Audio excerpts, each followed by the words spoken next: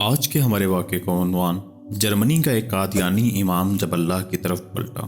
جرمنی میں پاکستان سے گئی ہوئی ایک تبلیغی جماعت اپنے تبلیغی گشت میں مصروف تھی۔ شام ہونے کو تھی، جماعت نے مغرب کی نماز راستے میں آنے والی مسجد میں پڑھی اور رات وہیں بسر کرنے کا ارادہ کیا۔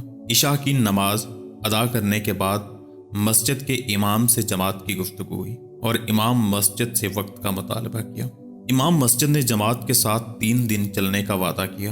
صبح ہوئی تو پتہ چلا کہ مذکورہ مسجد تو قادیانی عبادت گاہ ہے اور امام مسجد اس علاقے کی قادیانی جماعت کا سربراہ ہے۔ جب امام مسجد کو اس بات کا پتہ چلا تو اس نے جماعت کے امیر سے کہا کہ اگرچہ میں قادیانی ہوں لیکن میں دین کی باتیں سیکھنے کے لیے آپ کے ساتھ چلوں گا۔ چنانچہ وہ جماعت کے ساتھ 3 دن کے لیے اسی وقت روانہ ہو گیا۔ اسے گھر سے نکلے یہ پہلی رات تھی کہ اسے خواب آیا۔ خواب میں اس نے دیکھا کہ سرور عالم صلی اللہ علیہ وسلم تشریف فرما ہے اور ساتھ حضرت ابو بکر صدیق رضی اللہ عنہ اور حضرت علی رضی اللہ عنہ بھی بیٹھے ہوئے ہیں اور کچھ فاصلے پر ایک خنزیر زنجیر سے بندھا ہوا ہے۔ حضور اکرم صلی اللہ علیہ وسلم اس قادیانی سے مخاطب ہو کر کہتے ہیں، تم اس خنزیر کے پاس تو جاتے ہو، ہمارے پاس کیوں نہیں آتے؟ خواب نے اسے ہلا کر رکھ دیا لیکن اس نے کسی سے ذکر نہ کیا۔ اگلی رات سویا تو پھر یہی خواب دیکھا لیکن اس نے خواب کے بارے میں اب بھی کسی سے کوئی بات نہ کی۔ تیسری رات اس نے پھر خواب دیکھا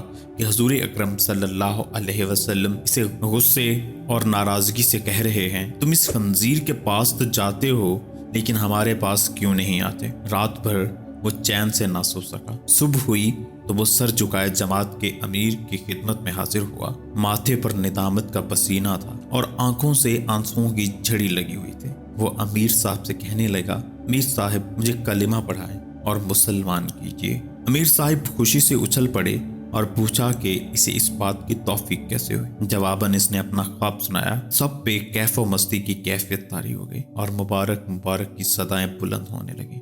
آج کا ہمارا واقعہ ختم ہوا جاتا ہے۔ اگر آپ اس طرح کے اور بھی واقعات سماعت فرمانا چاہتے ہیں تو اس چینل کو وزٹ کریں۔ میں ہوں ارسلان ضیاء اور آپ دیکھ رہے ہیں ورورڈ۔